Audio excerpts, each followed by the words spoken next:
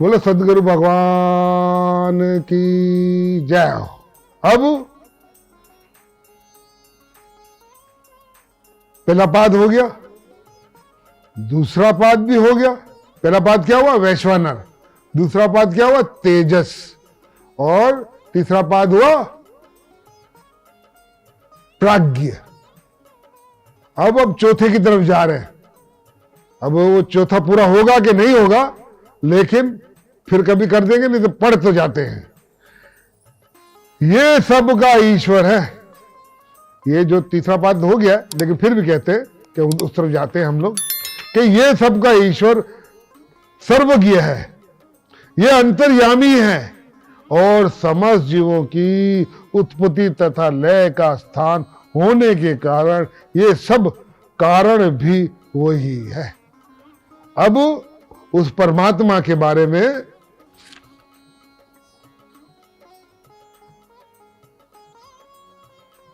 उपनिषद कह रहा है, मांडुक्य उपनिषद कह रहा है कि अभी तक ये वैश्वानर, तेजस और प्राज्ञ जो ये सब तीनों पाद हो गए, लेकिन इन सब का जो कारण है, कारण किसको कहते हैं साहब? देखो, कारण के मीनिंग्स हैं। कारण अज्ञान को भी कहते हैं और कारण वजह को भी कहते हैं। जैसे घड़े की वजह क्या? घड़े की वजह मिट्टी है, मिट्टी नहीं होती तो घड़ा कभी बनता ही नहीं। तो जगत का कारण कौन? परमात्मा, ओमकार। वो यानी कि यही ईश्वर है, यही परमात्मा है। और ये ना हो तो जो नाम रूप है वो सब हो ही ना। वृत्ति रत्नावली की साखी याद आई कि अस्ति भांति प्रिय सिंधु में। अस्ति कहते है, अस्ति कहते है, भांति कहते भांस रहा है, नजर आ रहा है। अस्ति भांति प्रिय, प्रिय मतलब प्यारा। वो परमेश्वर है, भांस रहा है और प्रिय भी लग रहा है, लेकिन नजर क्यों नहीं आ रहा है? हम जिसकी तलाश में बैठे वो नजर क्यों नहीं आ रहा? क्योंकि वो वैश्वानर हो गया, इसलिए नजर नहीं आ रहा। नाम रूप में आ गया ना साहब। वो ओमकार, वो अस्थि, वो प्रिय,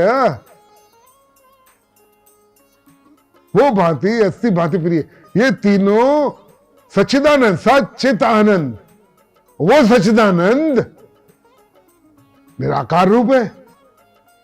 और वो जब वैश्वानर हो गया तो लोगों की नजर से ओझल हो गया, सामने होता हुआ नजर नहीं आ रहा है। सामने होता हुआ ना क्यों नजर नहीं आ रहा है? कि भाई ये तेरा नाम क्या है? दीपक। ये तो दीपक है। और भाई दीपक तो है, लेकिन ये दीपक वैश्वानर की दृष्टि से देखिए, इसको दीपक की दृष्टि से देखेगा तो वैश्वानर नजर नहीं आएगा, वो परमात्मा नजर नहीं आएगा। और परमात्मा को देखेगा तो दीपक का कहीं पता ही नहीं, पुरुषोत्तम का पता ही नहीं। नाम रूप, क्योंकि नाम रूप ने ही हमको अंधा बनाया है। इस नाम रूप, नाम और रूप, जो नाम क्या? पुरुषोत्तम, दीपक, रमेश, कुर्सी, टेबल, सूरज, चांद, सितारे, जगत, ये सब नाम है।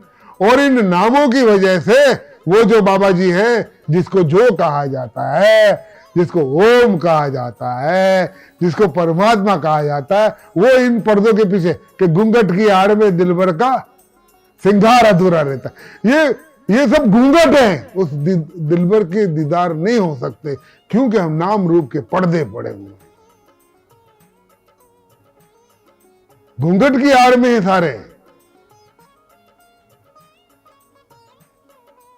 घूंघट की आड़ में सब वो छुप गया है और हमको वो नजर नहीं आ रहा है। क्यों नजर नहीं आ रहा? कि हमने वो नाम रूप की पट्टी बांध ली है। माँ बाप की पट्टी बांध ली है, गुरु चेले की पट्टी बांध ली है ना, पंडित और शास्त्र की पट्टी बांध ली है, जबकि शास्त्र और पंडित दो नहीं है, गुरु और शिष्य दो नहीं है ना, जगत और जगदीश दो नहीं है। कहां कहां से इसको कहे? तो वो जो विश्वानर हुआ है, स्थूल हुआ, अब देखो सूक्ष्मता की ओर फिर जा रहा है, वो फिर तेजस हुआ, और फिर शिशुपति अवस्था में जाकर प्राज्ञ हुआ, और अब जो है वो तुरिया की तरफ जाके फिर ईश्वर रूप बन के, और वो आनंदमयी चौथे घर पे जू का तू खड़ा है। लेकिन वो नजर किसको आ रहा है, उसको देख कौन रहा है? वो कोक है साहब, वो कोई गुरु का प्यारा जिसने गुरु की सेवा की है साहब। मैं कह रहा हूं शायद कुछ के पर्दे हट जाए, लेकिन विश्वास जब तक नहीं है, क्योंकि विश्वास जब तक नहीं होगा, श्रद्धा जब तक नहीं होगी, विश्वास और श्रद्धा का काम है। आप गीता लाख पढ़े, लेकिन आप गीता के वचनों पे आपकी श्रद्धा नहीं है, भगवान श्री कृष्ण पे विश्वास नहीं है, तो आपको गीता कभी समझ में आएगी नहीं। क्यों? इसलिए कि आपकी श्रद्धा ही नहीं है, आपका विश्वास ही नहीं है। गुरु दिनी डिंगरी तो डिंगरी पड़े, तो गुरु पे विश्वास होगा तो गुरु ये ले बच्चा, तो वो हो जाता है। तो गुरु पे तो बहुत दृढ़ श्रद्धा रखनी पड़ती है। शमदम श्रद्धा तीसरी, समाधाम उपराम, छठी तितिक्षा जानिए बिनबिनिए चर। तो ये श्रद्धा का सारा काम है, सारा विश्वास का काम है, और ये जब होगा तभी कोई साचा सदगुरु प्रकट होगा और आपको बोध देके तब चलाए। देखो मुझे अभी भागवतम का वो 12वें स्कंद का 8वां अध्याय भी याद है। उसमें सुखदेव मुनि जो है वो परीक्षित को जब वैराग लगा भागवतम में, तो वो नदी किनारे आके बैठ गया। तो साधु संत तो गंगा के पास पहले ही बैठे हुए थे, लेकिन लोग आते जाते, लेकिन परीक्षित को वैराग लगा तो साधु संत भी आए उसके दर्शन करने के लिए। किसके? परीक्षित के। भाई क्यों? राजा को वैराग लगा है, तो वैराग लगा तो चलो उधर जाए। तो वो सबसे सवाल करता है कि 7 दिन के अंदर मेरी मूर्ति है, मुझे मूर्ति होनी है, मुझे मोक्ष कराओ। वहां पे वेदव्यास स्वामी के पिता पराशर ऋषि भी बैठे थे, नारद भी उस सत्संग में थे, लेकिन किसी ने हामी नहीं भरी कि हम 7 दिन में तेरी मुक्ति कराएंगे। और पराशर ऋषि का पोता वेदम व्यास का बेटा, जो के खेलता खेलता वहां पे कहीं से निकला, तो राजा को देखा तो बोला, राजा क्या हुआ? कि बाबा 7 दिन के अंदर मेरी मौत होने वाली है और मेरा कोई उपाय कीजिए। तो उसने बोला, तुझे क्या चाहिए? बोले, मुझे मोक्ष चाहिए। तो मोक्ष चाहिए तो बैठ जा। बिठाया और उसको बोला कि वो जो कुछ खाना पीना है सब खा ले पी ले, और जब मैं बोलूंगा तो फिर कुछ। बोलता है, बाबा खाने पीने मैंने सब खा लिया, बहुत भोग भोगे, बहुत कुछ कर लिया, आप अब मेरे पे कृपा करो। और वहां पर सुखदेव मुनि ने परीक्षित राजा को उपदेश दिया है।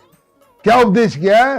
हे आत्म रूपी परीक्षित बेटा, सुन। बहुत बातें कही, लेकिन वो अंतिम उपदेश जो परीक्षित का था, भागवत पूरी सुनाई, कृष्ण भगवान ये जो अभी मैंने थोड़ा बहुत ऐसा करके, लेकिन अंतिम जो उसका उपदेश था कि हे आत्म रूपी परीक्षित बेटा, ये तक्षक अपनी जीभ को जहर से लपाता हुआ आकर भी तुझे डसेगा ना, फिर भी इस कायनात से तुझे जुदा नहीं कर पाएगा, इस ब्रह्मांड से तुझे जुदा नहीं कर पाएगा। और अब मैं चला, मैंने तुझे मोक्ष की विद्या दे दी, मैंने तुझे समझ में आई नहीं है, ये तेरा मसला है। तूने कहा मुझे मोक्ष चाहिए, मैंने वो युक्ति तुझे सिखा दी, मैंने वो युक्ति तुझे बता दी, अब तेरे ऊपर है। तू मरना चाहता है तो मर जा, और मोक्ष प्राप्ति करना चाहता तो मोक्ष प्राप्ति कर, तेरे ऊपर है। बोलो सदगुरुदेव भगवान की जय।